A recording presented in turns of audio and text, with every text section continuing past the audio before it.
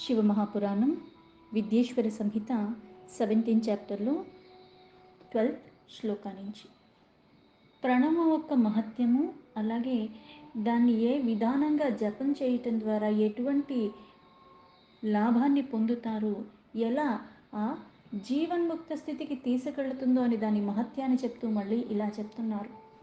షట్త్రిశతకోటి జాపేతు నిశ్చయం యోగమాప్నుయాత్ సూక్ష్మం చ ద్వివిధం జ్ఞేయం హ్రస్వదీర్ఘ విభేదతః. అంటే ఇక్కడ ప్రణవం ఏదైతే ఉందో ఓంకారం, ఇంతకు ముందు చెప్పినట్టుగా ఓంకారం అంటే నేనే అని చెప్పాడు. ఆ శబ్ద రూపంలో ఏదైతే ప్రకటింపబడుతుందో ప్రతి దాంట్లో అంతర్లీనంగా ఉన్న ఆ పరమాత్మయే ఈ ఓంకార స్వరూపంలో కూడా ఉన్నాడు అని, అది నేనే అని చెప్పాడు. అయితే ఈ ఓంకారం ఏదైతే ఉందో ఆ ఓంకారం మంత్రజపం చెయ్యటానికి మళ్ళీ దానికి 2 రకాలుగా భేదం. ఇంతకు ముందేమో స్థూలము సూక్ష్మము అని చెప్పారు. సూక్ష్మంగా ఉన్నదే ఓంకారము, అదే స్థూలంగా నమశివాయగా అక్షర రూపంలో ఉన్నది. ఇది అది ఒక్కటే అయినప్పటికీ ఇక్కడ దీర్ఘము హ్రస్వము అని చెప్పారు. దీర్ఘము అంటే ఏంటి, కాస్త ఎక్కువ వ్యవధి, అంటే స్పష్టంగా ఆ ఊమా అన్నది కాస్త వ్యవధి సమయం అంతా పెట్టి అంతలాగా దీర్ఘకాలం వరకు అలా చేయటము. హ్రస్వము అంటే ఉత్తి ఆ ఊమ నాద బిందువులతో కూడుకుని ఉన్నదేమో దీర్ఘము అవుతుంది. హ్రస్వము అంటే ఉత్తి అకార మకార ఉకారాలు ఈ మూడే ఉన్నవి, ఇది హ్రస్వము. కొద్దిగా తక్కువగా, ఎలా అయితే మనకి అక్షరాల్లో ఆ అన్నది హ్రస్వం వస్తుంది, ఆ అన్నది దీర్ఘం అవుతుంది. అయితే ఈ దీర్ఘం అన్నది ఇక్కడ ఈ ప్రణవాన్ని ఉచ్చరించేటప్పుడు అందులో మళ్ళీ అన్నీ కలుపుకుని అంత దీర్ఘకాలము ప్రతిదీ అంత స్పష్టంగా, ఒకటి ఎక్కువ ఒకటి తక్కువ కాకుండా అంతే వ్యవధి అన్నిటికీ ఇచ్చి అన్నీ అంత స్పష్టంగా కూడా ఆ ఉచ్చరించేటప్పుడు అలా ఉండేలాగా దాన్ని చెయ్యటము దీర్ఘము అంటారు. ఆకారశ్చ ఉకారశ్చ మకారశ్చ తతః పరం బిందునాదయుతం తద్ధి శబ్దకాల కళాన్వితం. ఏదైతే ఓంకారంలో ఆకారం ఉంది, ఉకారం ఉంది, మకారం, ఇది ముందు కూడా చెప్పారు. అయితే దీర్ఘం అన్నప్పుడు ఏమవుతుందంటే ఇక్కడ అకారము ఉకారం మకారం ఇవే కాకుండా బిందు నాద శబ్ద కాల ఈ యుక్తంగా ఆ ప్రణవాన్ని ఉచ్చరించటము అంటే దీర్ఘ ప్రణవం. ఇలా ఎవరైతే చేస్తున్నారో ఆ హృదయంలో అలా స్థిరంగా ఉండిపోతుంది. అంటే దాన్ని సన్నిధికి చేరటం ఒక ఎత్తు, దాన్ని జపం చేయగా దాన్ని జపం చేసే విధానంలో కూడా ఆ తత్వం ఏదైతే పరమాత్మ తత్వం ఉంది అనుసంధానం చేస్తూ దాన్ని మనము అర్ధసహితంగా చాలా మటుకు ఏం చెప్తారు, శ్లోకాలు చదువుతాం, స్తోత్రాలు చేస్తాం, ఏదైనా సరే. ఇప్పుడు కొన్ని శ్లోకాలు లేదా విష్ణు సహస్రనామ లలితా సహస్రనామ వాడుకలో చాలామంది పారాయణాలు చేసేస్తూ ఉంటాం. దానికి అర్థం మనకి తెలుస్తుందా అంటే మొదలుపెట్టినప్పుడు తెలియకపోవచ్చు, క్రమేణా నాకు చదవటం వచ్చేసింది. ఇదివరకు 40 నిమిషాలు చదివేదాన్ని ఇప్పుడు 20 నిమిషాల్లో చదువుతున్నానని ఆ కాల వ్యవధి చెప్పటం కాదు. అందులో ఒక పదానికైనా నాకు అర్థం తెలుస్తుందా, ఈ శ్లోకం తర్వాత ఈ శ్లోకం ఎందుకు పెట్టారు, ఇందులో ఏ తత్వం చెప్తుంది, ఇందులో ఏం చెప్తున్నారు, అసలు ఇవన్నీ కలుపుకుని అందులో ఏముంది, ఆ ఉచ్చరించటం వచ్చింది, చక్కగా రోజు చేస్తున్నాను, దాని అర్థ సహితంగా ఎప్పుడైతే తెలుసుకుని ఉచ్చరించేటప్పుడు ఆ అర్థాన్ని కూడా మనసులో పెట్టుకుని ఈ భావనతో అన్నది నేను ఎప్పుడైతే చేస్తూ ఉంటానో దానికి మళ్ళీ ఫలితం మారిపోతుంది. ఎలా అయితే క్రతువు అదే చేస్తున్నాం, భావన మారే కొద్దీ మనలో గుణం మారే కొద్దీ సకామంగా చేస్తే ఒకటి, నిష్కామంగా చేస్తే ఒకటైపోతుంది. ప్రతీదీ పరమాత్మకే సమర్పణ భావంతో ఆ పాదాల్ని ఆశ్రయించి చేస్తే మళ్ళీ ఫలితం మారిపోతుంది. ఇక్కడ క్రతువు అదే, కానీ ఇవన్నీ మారిపోతుంటే ఫలితాలు మారిపోతున్నాయి. ప్రణవ జపం అన్నది చాలా మంచిది, కానీ ఇలా అనుసంధానం చేస్తే ఇంకా ఉత్తమ ఫలితం వస్తుంది. అలాగే ఇలా దీర్ఘకాలం చేస్తే ఇంత నాదయుక్తంగా శబ్దార్థయుక్తంగా నువ్వు ఎప్పుడైతే చేస్తున్నావో అది వేరే స్థితికి నిన్ను తీసుకెళ్ళిపోతుంది. దీర్ఘ ప్రణవమేవం హి యోగినామేవా హృద్గతం మకారం తంత్రితత్వం హి హ్రస్వ ప్రణవముచ్యతే. అలాగే దీర్ఘ ప్రణవాన్ని చెప్పినట్టుగా ఈ హృదయంలోనే స్థితుడై ఉన్న ఆ పరమాత్మ, ఆ చైతన్యం లోపల ఉంది కాబట్టి నేను ఇంకా జీవించి ఉన్నాను. లేకపోతే నేను జడంతో సమానము. అయితే ఇక్కడ మళ్ళీ ఆ ఓం ఏదో అకారం, ఉకారం, మకార ఈ మూడే స్పష్టంగా పలుకుతూ ఆ తత్వాలతో కూడి ఉన్నది. దాన్ని హ్రస్వ ప్రణవము అంటారు. ఈ హ్రస్వ ప్రణవంలో కూడా మళ్ళీ ఏమున్నాయి? ప్రణవమే పరమాత్మ అయినప్పుడు ఇక్కడ మళ్ళీ శివశక్తియుక్తంగానే, అంటే ఇద్దరు విడతీయటానికి వీలు లేనటువంటి వాళ్ళు, సృష్టి జరగటానికి మూలము, స్థాపింపబడటానికి మూలము, లయం అవ్వటానికి మూలము, తిరోధానానికి అనుగ్రహానికి ప్రతి దాంట్లోనూ కూడా ఉన్నది పరమాత్మ. అన్నిటా ఉంటూ అన్నిటా మళ్ళీ ఇలా శివశక్తియుక్తంగానే ఉన్నాడు. అన్నిటికీ పరంగా ఉన్న పరమాత్మ మళ్ళీ శివశక్తియుక్తంగానే ఉన్నాడు. అందుకే ఈ ప్రణవం పరమాత్మ అంటే శివశక్తియుక్తంగా. అందుకే అకార ఉకార మకార అంటే ఇందులో కూడా కలిపే ఉన్నది. అది హ్రస్వం చెప్పినా దీర్ఘం చెప్పినా ఉన్నది ఏంటి అంటే పరమాత్మే, ఆ తత్వమే ఇది. అందుకే తెలుసుకుని చెయ్యమని చెప్పారు. శివ శక్తిస్తయోరేక్యం మకారం తు త్రికాత్మకం హ్రస్వమేవం హి జాప్యం స్థాయా సర్వ పాపక్షయేషిణాం. అందుకే ఇక్కడ అకార ఉకార మకారాలలో అకారం వచ్చి శివుడు, ఉకారం వచ్చి శక్తి. అలాగే ఇక్కడ త్రితత్వ రూపం అని తెలుసుకుని ఇక్కడ మళ్ళీ మకారం వచ్చేసరికి శివశక్తి ఏకత్వము. ఇప్పుడు మనకి చాలా వాడుక భాషలో చెప్పాలంటే, ఇప్పుడు ఆ అని అన్న పెదాలు తెరిచి అంటున్నాను, అలాగే ఊ అని అన్న ఆ పెదాలు తెరుచుకునే ఉన్నాయి. మా అనేటప్పుడు దగ్గరైపోతున్నాయి. అందుకే అకార ఉకార మకార. ఆ అన్నది శివుడు, ఊ అన్నది శక్తి, మా అన్నది శివశక్తేక యుక్త. ఈ మూడు కలుపుకుని ప్రణవం ఈ సమస్త పాపాలు క్షయం చేస్తుంది. హ్రస్వ ప్రణవ జపం అత్యంత అవశ్యం. ఇది అవసరం. ఎవరికి అవసరం? అందరూ ఉద్ధరింపబడటానికే వచ్చాము. అందుకని ఇక్కడ పాపాలు నశింప చేసుకోవాలి, మళ్ళీ పాపాలు చేయకుండా కూడా ఉండాలి. కానీ తెలిసి కానీ తెలియకుండా కానీ అనుక్షణం ఏదోటి జరిగిపోతూ ఉంటుంది. శ్వాస ఎలా అయితే నేను పడుకున్నా తీసుకుంటున్నాను, అలాగే ఏదైనా పని చేస్తున్నా సరే, ఇప్పుడు ఆకలి వేస్తుందంటే నేను మళ్ళీ ఒక దగ్గరికి వచ్చి కూర్చుని తినాలి. కానీ నా శ్వాస అన్నది నేను పడుకున్నా జరిగిపోతుంది, నడుస్తున్నా జరిగిపోతుంది, పనిలో ఉన్న ఇప్పుడు నేను శ్వాస తీసుకోవాలని నాకు నేను చెప్పుకుని నేను చెయ్యట్లేదే. దాని పని అది ఎలా అయితే చేసుకుపోతుందో ప్రణవ జపం కూడా అలా అయిపోవాలి. అందుకది అవసరము. ఎందుకు? పరమాత్మ. తెలిసి కానీ తెలియకుండా కానీ నేను మళ్ళీ పాపం చెయ్యకుండా నన్ను నేను నియంత్రించుకోవాలంటే దీన్ని ఆధారం చేసుకోవాలి. అందుకే ఇది అర్థం చేసుకుని హ్రస్వ దీర్ఘ ఏదన్నా సరే ఆ ప్రణవం అన్నది పరమాత్మ అన్న భావనతో ఎవరైతే చేస్తున్నారో పాపాలు క్షయించుకుపోతాయి. క్షీణించటమే కాకుండా అత్యంత ఉన్నతమైన స్థితికి నువ్వు చేరటానికి, ఎందుకంటే ఏ పరమాత్మ అయితే వికారరహితంగా ఉన్నాడు, పరమశుద్ధుడు, అటువంటి ఆ ప్రణవమే పరమాత్మ. దాన్ని నువ్వు ఎప్పుడైతే చేస్తూ ఉన్నావో వికారాలు తొలగిపోతున్నాయి. పరమాత్మ సాన్నిధ్యానికి, సాలోక్యానికి, సామీప్యానికి, సారూప్యానికి కూడా నిన్ను తీసుకెళుతుంది. దాన్ని నువ్వు అంతలాగా చెయ్యగలిగితే. తెలియటం ఒక ఎత్తు.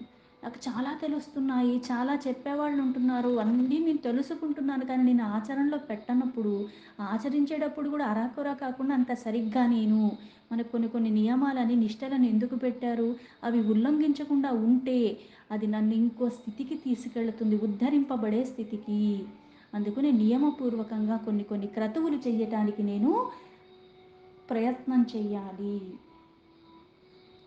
భూవాయుర్ కణగణైర్గోహ శబ్దాశ్చాశ్చ తథా దశ ఆశన్వయే దశ పునః ప్రవృత్త ఇతి కథ్యతే. అలాగే ఇప్పుడు ఎవరైనా ఇది అవసరం తప్పకుండా చెయ్యాలి అని చెప్పారు. ఎలా అయితే అందరికీ శ్వాస అవసరం, అలాగే పరమాత్మ అవసరం. ఎందుకంటే నా లోపల చైతన్యం ఉంది. అది నేను గుర్తించినా, అది నేను విశ్వసించినా, విశ్వసించకపోయినా అది ఉంది కాబట్టి నేను జీవించి ఉన్నాను. అది పరమ సత్యం.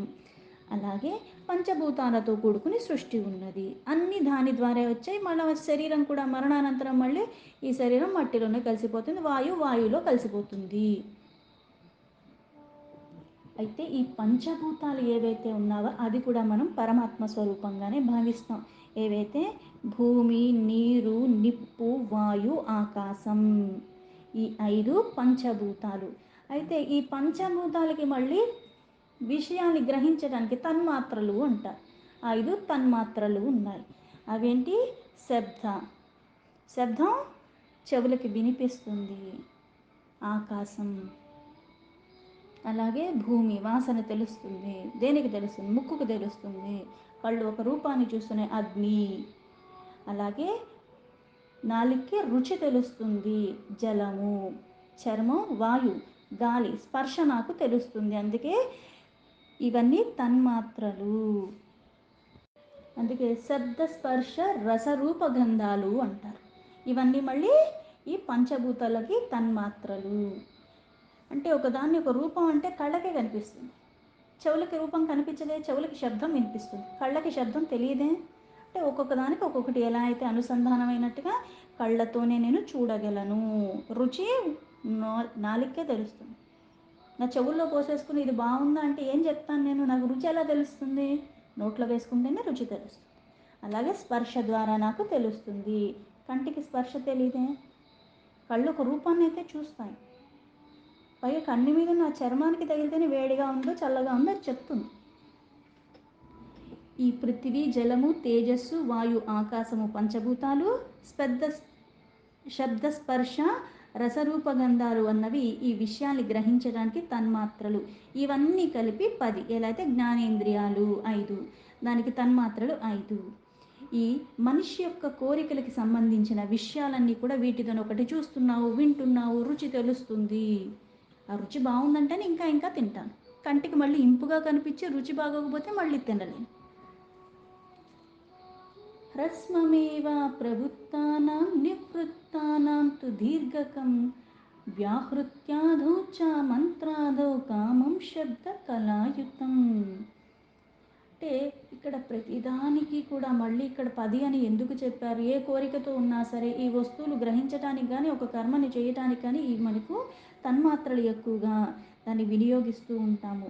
ఒకటి ఆశించి కానీ ఆశలు మనసులో ఉంచుకుని కానీ కర్మని అనుష్ఠానం చేస్తూ ఉంటాం, ఈ కోరికతోనూ ఇంకో దాంతోనూ.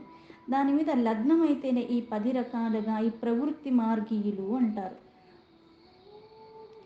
ఇవన్నీ నిష్కామ భావంతో ఆ శాస్త్రంలో చెప్పినట్టుగా, అందుకే ప్రతిదానికి నియమం చెప్పారు. అన్నిటికీ ఒక నియమం చెప్పలే, కాకపోతే ఏది చెప్పినా కొన్ని కొన్ని ఎలా ఉంటాయంటే అన్నిటికీ ఒకటే.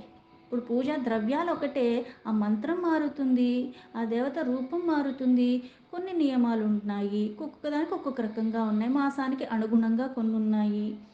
ఇక్కడ నిష్కామ భావంతో అందులో చెప్పినవి ఆ కర్మలు అనుష్ఠానం చేస్తేనే నివృత్తి మార్గం లభిస్తుంది. ప్రవృత్తి నివృత్తి అని మళ్ళీ 2 చెప్తున్నారు. సకామ నిష్కామ అని చెప్పినట్టుగా, సకామ అంటే కోరికతో చేస్తున్నాం, ఈ ఏదో ఒకటి లౌకికంగా ఒక కోరిక ఉంది కానీ ధర్మపరంగానే ఉన్నది, దాన్ని ప్రవృత్తి అంటారంటే ప్రాపంచిక విషయాల యందు నీకు కాస్త రాగం ఉంది, అది మళ్ళీ తీరటానికి కొన్ని కొన్ని నువ్వు చేస్తూ ఉంటావు, ఆచరిస్తూ ఉంటావు.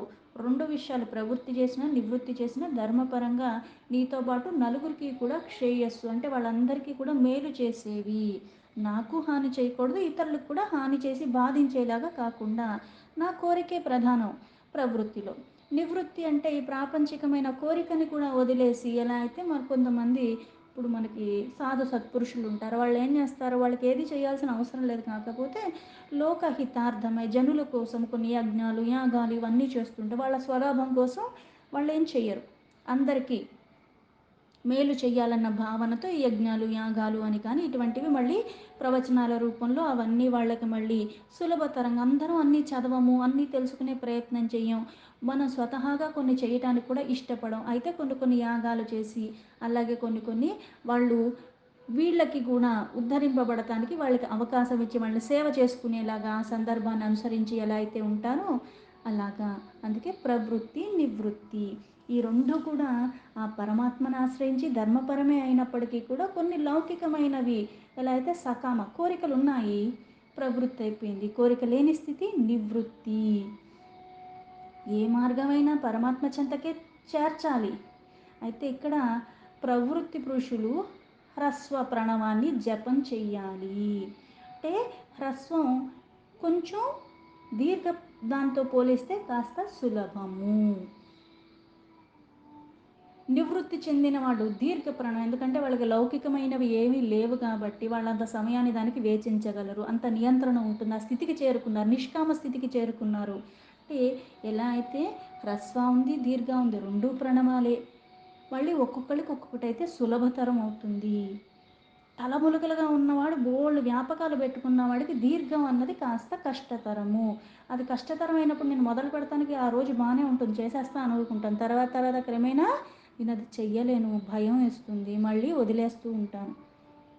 చేసి వదిలేసి చేసి వదిలేసి చేసేదానికని ఏది సులభతరం అవుతుందో, ఏది నాకు చెయ్యటానికి వీలవుతుందో దాన్ని నేను పట్టుకుని అలా చేసుకుంటూ వెళ్ళిపోతే దాని ప్రతిఫలం ఎక్కువగా వస్తుంది. చేసి మానేసేదానికన్నా నిత్యము చేస్తూ ఉండటం. అందుకని ప్రవృత్తి మార్గంలో ఉన్నవాళ్ళు వచ్చేసరికి హ్రస్వ ప్రణవాన్ని జపం చెయ్యాలి. నివృత్తి మార్గంలో ఉన్నవాళ్ళు దీర్ఘ ప్రణవాన్ని జపం చెయ్యాలి. వేదాదౌ చ ప్రయోజ్యం స్యాద్వా బంధనే సంధ్యయేరపి నవకోటి జపజ్జత్వా సంశుద్ధ పురుషో భవేత్. అయితే ఇక్కడ వ్యవహారికంలో ఉన్నా లేకపోయినా జపం అన్నది చేస్తూ చేస్తూ ఉంటే దాని ద్వారా మనం శుద్ధి చెందుతూ ఉంటాం. హ్రస్వైన దీర్ఘ ఎవరికి ఏది వీలైతే దాన్ని ఇచ్ఛానుసారము అక్కడ ఆ ప్రణవాన్ని ఉచ్చరిస్తూ అంత చక్కగా దాని మీద భక్తి శ్రద్ధలతో చెయ్యాలి. వేదాలు చెప్పింది పరమాత్మ, అది మానవుల నుంచి వచ్చింది కాదు, మానవులు చేసింది అంతకన్నా కాదు. అందుకే ఇక్కడ వేదాలలో సులభంగా ఏం చెప్పారు, సంధ్యా వందనం చెయ్యమన్నారు. ఎలా త్రికాలాలయందు చేయమన్నారు, ప్రాతఃసంధ్య, మధ్యాహ్న సంధ్య, సాయం సంధ్య. కనీసంలో కనీసం మధ్యాహ్నం కుదరకపోతే ప్రాతఃసంధ్య, సాయం సంధ్య, సాయంత్రం ఈ రెండు అన్నా కూడా విడవకుండా తప్పకుండా చెయ్యాలి. అందుకే ఉపాసకులు ఏం చేయాలి, ఈ రెండు సంధ్యలో ప్రాతఃసంధ్య, సాయం సంధ్యలో ఓంకారాన్ని ఉచ్చారణ చేస్తూ జపం చెయ్యాలి. ఇలా 9 కోట్ల సార్లు ఎవరైతే చెయ్యగలుగుతున్నారో వాళ్ళు శుద్ధి చెందుతున్నారు. 9 కోట్ల సార్లు చెయ్యాలి అంటే అంత సమయాన్ని అంత భక్తి ప్రపత్తులతో ఇస్తేనే అది నీకు సులభం అవుతుంది. ఉపాసన చేస్తున్నావు అంటే దానికి సన్నిధిగా సమయాన్ని గడుపుతూ మళ్ళీ ఇతర వాటికి నువ్వు సంపర్కంలోకి వెళ్ళినా దాని ప్రభావం నీ మీద చూపించకుండా కూడా నిన్ను నువ్వు నియంత్రించుకుంటూ అలా ఉండగలగటం అలవర్చుకుంటేనే ఇది సాధ్యమవుతుంది. పునశ్చ నవకోట్యాతు పృథివీ జయమాప్నుయాత్, పునశ్చ నవకోట్యాతు ఆపాం జయమవాప్నుయాత్. అంటే ముందు వచ్చి 9 కోట్ల సార్లు ఎవరైతే ఓంకారాన్ని హ్రస్వ కానీ దీర్ఘ ఎవరికి ఏది కుదిరితే అది, దీర్ఘ అంటే కాస్త వ్యవధి పడుతుంది, అలాగే హ్రస్వ ఎప్పుడైతే ముందు 9 కోట్ల సార్లు నువ్వు చేసేస్తావో ఆ చేసిన కారణంగా నువ్వు శుద్ధత్వాన్ని పొందుతున్నావు. దీని తర్వాత ఏవైతే పంచభూతాలని చెప్పారు, పంచ తన్మాత్రలు దీనికి అనుసంధానించి ఏవైతే ఉన్నాయో అవి చెప్పారు. ఒక్కొక్కటి పంచభూతాలతో చేసిన ఈ శరీరము తన్మాత్రలతో ఎలా అయితే నేను కొన్ని ఈ శరీరంతో కొన్ని అనుభవిస్తున్నాను, ఆ విషయాలకి దగ్గర అవుతూ ఉన్నాను. అందుకని ప్రతిదీ శుద్ధి చెందాలి. అందుకని ఒక్కొక్కటి శుద్ధి చెందడానికి ఒక్కొక్కటి 9 కోట్లు చేస్తూ ఉంటే ఒక్కొక్కటి క్రమంగా శుద్ధి చెందుతూ ఉంటుంది. ముందుగా మొదటి 9 కోట్ల సార్లు ప్రణవాన్ని జపించటం ద్వారా మానవుడు పరిశుద్ధుడవుతున్నాడు. తర్వాత మళ్ళీ 9 కోట్ల సార్లు మళ్ళీ ఆ ప్రణవాన్ని జపించటం ద్వారా పృథ్వీతత్వం మీద విజయాన్ని పొందుతాడు. ఒక్కొక్క తత్వాన్ని గెలుచుకుంటూ ముందుకు వెళ్ళాలి. 10 అడుగులు వేసి మళ్ళీ 4 అడుగులు వెనక్కి వెళ్ళటం లాగా కాదు. ఇలా 9 కోట్లు చేస్తే పరిశుద్ధం, దాని తర్వాత మళ్ళీ 9 కోట్లు చేస్తే పృథ్వీతత్వం, అది విజయాన్ని పొందుతావు. దాని తర్వాత మళ్ళీ 9 కోట్లు ప్రణవాన్ని జపం చేయటంతో జలతత్వము, దాన్ని కూడా జయిస్తావు. పునశ్చ నవకోట్యాతు తేజసాం జయమాప్నుయాత్, పునశ్చ నవకోట్యాతు వాయోర్జయమవాప్నుయాత్, ఆకాశ జయమాప్నోతి నవకోటి జపేనవై. అలాగే 9 కోట్లు దాని తర్వాత తేజస్సు అన్నది నీకు మళ్ళీ విజయాన్ని పొందు, అంటే అగ్నితత్వాన్ని మీద కూడా విజయాన్ని పొందుతావు 9 కోట్ల సార్లు మళ్ళీ దీని తర్వాత ప్రణవాన్ని చేస్తే.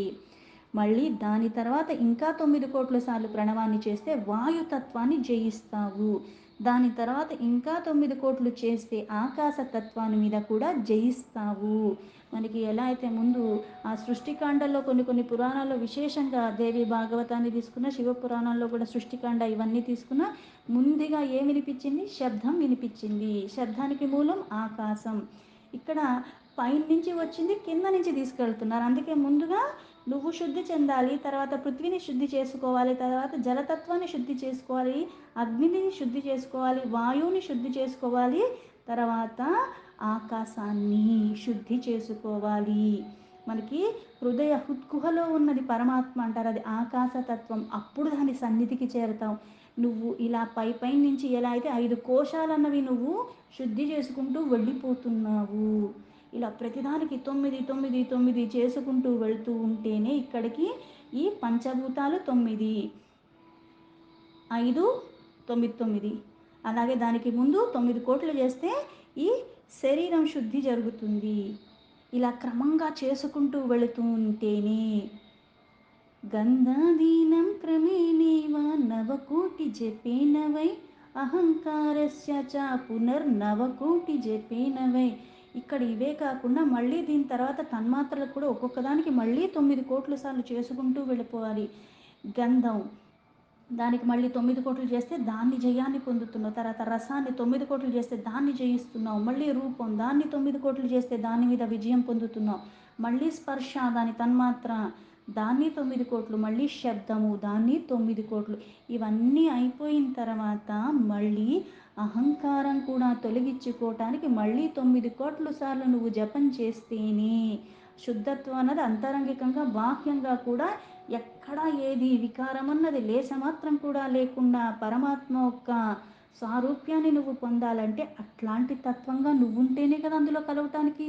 పాలల్లో పాలైతే ఎంత తేలిగ్గా కలిసిపోతాయో, ఇవన్నీ ప్రణవమే పరమాత్మ. దాన్ని ఆధారం చేసుకుని ఎలా అయితే ఈ సంసారం అన్న సాగరాన్ని దాటుతున్నావో, పంచభూతాలు పంచ తన్మాత్రాలతో అహంకారంతో ఉన్న ఈ ధ్యాన్ని నేను జయించాలంటే ఇన్నిసార్లు దాన్ని నేను చేస్తూనే ఉంటేనే, అన్నిసార్లు చేస్తే దాన్ని నేను జయించగలను.